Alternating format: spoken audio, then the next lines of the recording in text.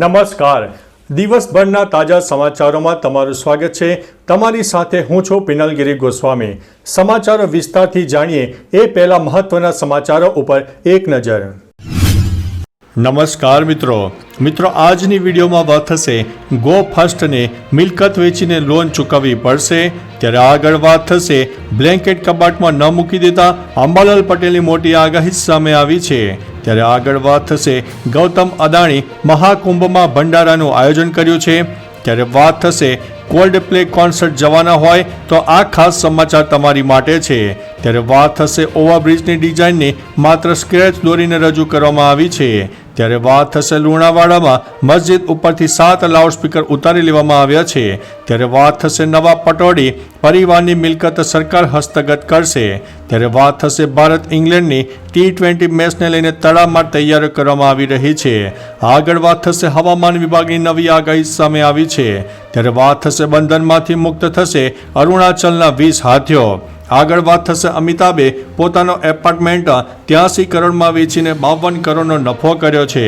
ત્યારે વાત થશે કેજીથી લઈને પીજી સુધી મફત શિક્ષણ, બીજેપીની નવી જાહેરાત. આગળ વાત થશે ખોટી રીતે આરટીઈમાં એડમિશન લેનારા ઉપર કવાઈ હાથ ધરવામાં આવી છે. હવે મિત્રો સમાચારો વિસ્તારથી. સુરતમાં આરટીઈમાં પોતાના બાળકને પ્રવેશ અપાવવા માટે વાલીઓ દ્વારા ડોક્યુમેન્ટ સાથે ચેડા કરીને પ્રવેશ મેળવ્યો હોવાનું સામે આવી રહ્યું છે. ત્યારે આ સમગ્ર મામલે સુરત જિલ્લા શિક્ષણ અધિકારી દ્વારા તમામ શાળાઓને આદેશ કરવામાં આવ્યો છે.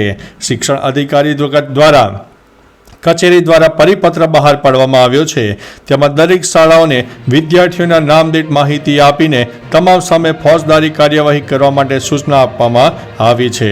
મિત્રો, અન્ય મહત્વના સમાચારની વાત કરીએ તો કેજીથી લઈને પીજી સુધી મફત શિક્ષણ, બીજેપીની નવી જાહેરાત. દિલ્હી ચૂંટણી માટે ભાજપનો ઢંઢેરો પાર્ટ 2 જાહેર થયો છે. સ્પર્ધાત્મક પરીક્ષાઓ માટે અનુસૂચિત જનજાતિના વિદ્યાર્થીઓને દર મહિને 1000 રૂપિયા મળશે. કેજીથી લઈને પીજી સુધીનું શિક્ષણ મફત. ટેકનિકલ શિક્ષણ માટે પણ અનુસૂચિત જનજાતિના વિદ્યાર્થીઓને નાણાકીય મદદ. ઓટો ચાલકોને 10 લાખ રૂપિયા સુધીનો જીવન વીમો મળશે. મિત્રો, અન્ય મહત્વના સમાચારની વાત કરીએ તો અમિતાભે પોતાનો એપાર્ટમેન્ટ 83 કરોડમાં વેચીને 52 કરોડનો નફો કર્યો છે. અમિતાભ બચ્ચને મુંબઈના ઓશીવાડા સ્થિત પોતાનું લક્ઝરી એપાર્ટમેન્ટ 83 કરોડ રૂપિયામાં વેચી દીધું છે. ખાસ વાત એ છે કે આ ડીલથી અમિતાભે 52 કરોડ રૂપિયાનો નફો કર્યો છે. અમિતાભે આ મિલકત 2021માં 31 કરોડ રૂપિયામાં ખરીદી હતી, જેને તેમણે વેચીને માત્ર 3 વર્ષમાં 52 કરોડ રૂપિયાનો નફો મેળવ્યો છે. અભિનેત્રી કૃતિ સેનન આ લક્ઝરી એપાર્ટમેન્ટમાં રહેતી હતી અને તેનું ભાડું દર મહિને 10 લાખ રૂપિયા હતું. મિત્રો, અન્ય મહત્વના સમાચારની વાત કરીએ તો બંધનમાંથી મુક્ત થશે અરુણાચલના 20 હાથીઓ. અરુણાચલ પ્રદેશમાં લોખંડની બેડીઓમાંથી મુક્ત થયેલા 20 હાથીઓને ટૂંક સમયમાં આઝાદ ઘર મળશે. તેને વનતારા લાવવામાં આવી રહ્યા છે. વનતારાની સ્થાપના દેશના પ્રખ્યાત ઉદ્યોગપતિ મુકેશ અંબાણીના પુત્ર અને સમાજસેવક અનંત અંબાણી દ્વારા કરવામાં આવી હતી. આ કેન્દ્ર હવે 20 બચાવેલા હાથીઓ માટે કાયમી ઘર બનશે.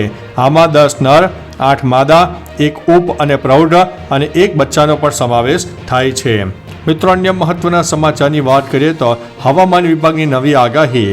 હવામાન વિભાગના જણાવ્યા અનુસાર હાલમાં ગુજરાત ઉપર વેસ્ટર્ન ડિસ્ટર્બન્સની અસરોના કારણે લઘુત્તમ તાપમાનમાં વધારો નોંધાયો છે, જે હજુ પણ આગામી 2 દિવસ સુધી યથાવત રહેવાની શક્યતાઓ છે. એટલે કે આગામી 2 દિવસ દરમિયાન વાતાવરણમાં કોઈ મોટા ફેરફારની સંભાવના નહીવત છે. ત્યારબાદ ફરી એક વખત પવનની દિશા ઉત્તર તથા ઉત્તર પૂર્વ તરફથી થતી હોવાની સંભાવનાને કારણે લઘુત્તમ તાપમાનમાં 2 થી 3 ડિગ્રી સેલ્સિયસનો ઘટાડો થશે. મિત્રો, અન્ય મહત્વના સમાચારની વાત કરીએ તો ભારત અને ઇંગ્લેન્ડની T20 મેચને લઈને તડામાર તૈયારીઓ ચાલી રહી છે.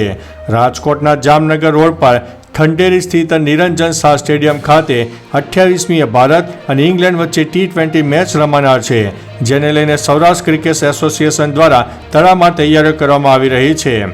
સૌરાષ્ટ્ર ક્રિકેટ એસોસિએશન દ્વારા આ મેચની ટિકિટના દરની જાહેરાત કરવામાં આવી છે, જેમાં આ વર્ષે સૌરાષ્ટ્ર ક્રિકેટ એસોસિએશન દ્વારા ટિકિટના ભાવ 1500થી લઈને 7000 રૂપિયા નક્કી કરવામાં આવ્યા છે. બુકિંગ બુક માય શો ઉપર શરૂ કરવામાં આવશે. મિત્રો અન્ય મહત્વના સમાચારની વાત કરીએ તો નવા પટોળી પરિવારની મિલકત સરકાર હસ્તગત કરશે. ભોપાલમાં શત્રુ સંપત્તિ કેસ પર 2015થી લાગુ પડેલો કોર્ટનો સ્ટે હટાવી લેવામાં આવ્યો છે.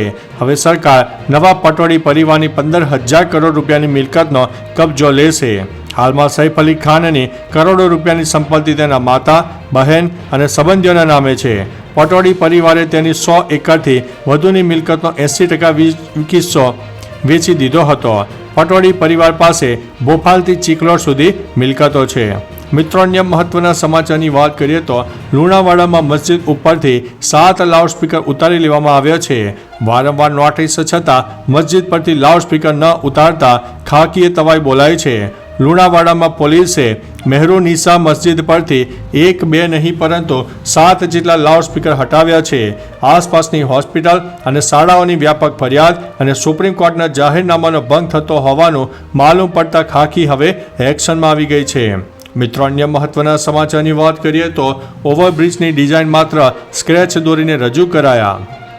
એસજી હાઈવે પર નવા 5 ફૂટ ઓવરબ્રિજ બનાવવા મ્યુનિસિપાલિટીએ મોકલેલી દરખાસ્ત નેશનલ હાઈવે ઓથોરિટીએ ફગાવી દીધી છે. આ દરખાસ્ત ઓથોરિટીના ધારાધોરણ મુજબ ન હતી. મ્યુનિસિપાલિટીના સંબંધિત વિભાગે સમગ્ર દરખાસ્ત ગુજરાતીમાં મોકલી હતી અને ફૂટ ઓવરબ્રિજની ડિઝાઇનની માત્ર સ્ક્રેચ દોરીને રજૂ કરાયા હતા. હવે નવી દરખાસ્ત તૈયાર કરીને મોકલવાની રહેશે. મિત્રો અન્ય મહત્વના સમાચારની વાત કરીએ તો કોલ્ડ પ્લે કોન્સર્ટે જવાના હોય તો આ સમાચાર તમારા માટે છે. આગામી 25 અને 26 જાન્યુઆરી અમદાવાદના નરેન્દ્ર મોદી સ્ટેડિયમમાં કોલ્ડ પ્લે કોન્સર્ટ યોજાવાની છે. તંત્ર સાથે મળીને સ્ટેડિયમની આસપાસ 2 વ્હીલર અને 4 વ્હીલર વાહનો માટે કુલ 13 પ્લોટ નક્કી કરવામાં આવ્યા છે. કોન્સર્ટમાં ભાગ લેવા આવનારા લોકો ઓનલાઈન એપ્લિકેશનના માધ્યમથી પોતાનું વાહન પાર્ક કરવા માટે બુકિંગ કરાવી શકશે. 13 પ્લોટમાં કુલ 16,300 વાહનો પાર્ક થશે. મિત્રો અન્ય મહત્વના સમાચારની વાત કરીએ તો ગૌતમ અદાણીએ મહાકુંભમાં ભંડારા ભર્યા છે. ઉદ્યોગપતિ ગૌતમ અદાણીએ ગઈકાલે મહાકુંભમાં હાજરી આપવા માટે પ્રયાગરાજ ગયા હતા. આ દરમિયાન તેમણે ઇસ્કોન પંડાલમાં ભંડારાનું આયોજન કર્યું હતું. ઉપરાંત ત્રિવેણીમાં પૂજા કર્યા પછી આપણે બર્થડે હનુમાનજીના દર્શન કર્યા હતા. આ વર્ષે અદાણી ગ્રુપે મહાકુંભમાં આવતા ભક્તોની સેવા માટે ઇસ્કોન અને ગીતા પ્રેસ સાથે હાથ મિલાવ્યા હતા. મિત્રો અન્ય મહત્વના સમાચારની વાત કરીએ તો બ્લેન્કેટો કબાટમાં ન મૂકી દેતા અંબાલાલ પટેલની વધુ એક આગાહી સામે આવી છે.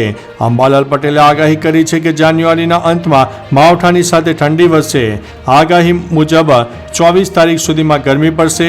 25 તારીખથી ગુજરાતમાં ફરીથી ઠંડી શરૂ થશે. એટલે કે રાજ્યમાં 4 દિવસ બાદ ફરીથી કાતિલ ઠંડીનો રાઉન્ડ આવશે. ફેબ્રુઆરીની શરૂઆતમાં કોઈ ભાગમાં માવઠા થશે ને વાતાવરણમાં ફરીથી પલટો આવશે. મિત્રો અન્ય મહત્વના સમાચારની વાત કરીએ તો ગો ફર્સ્ટને મિલકત વેચીને લોન ચૂકવવી પડશે. ગો ફર્સ્ટ ફ્લાઇટ હવે ઉડી શકશે નહીં. નેશનલ કંપની લો ટ્રિબ્યુનલે કંપનીના ફરજાનો આદેશ આપ્યો છે. હવે કંપનીએ તેની સંપત્તિ વેચીને લોન ચૂકવવી પડશે. નાણાકીય સમસ્યાઓના કારણે ઉડ્ડયન કંપનીએ મે 2023માં સ્વેચ્છાએ નાદારી નિરાકરણ પ્રક્રિયા માટે અરજી કરી હતી. ગો ફર્સ્ટ 3 મે 2023થી કામગીરી બંધ કરે છે. ડીજીસીએ ગો ફર્સ્ટના 54 વિમાનોનું રજિસ્ટ્રેશન પણ રદ કર્યું છે. તો ચાલો મિત્રો ફરીથી દેશ અને દુનિયાના સુપરફાસ્ટ સમાચાર લઈને મળતા રહીશું. ત્યાં સુધી અમને રજા આપશો. નમસ્તે.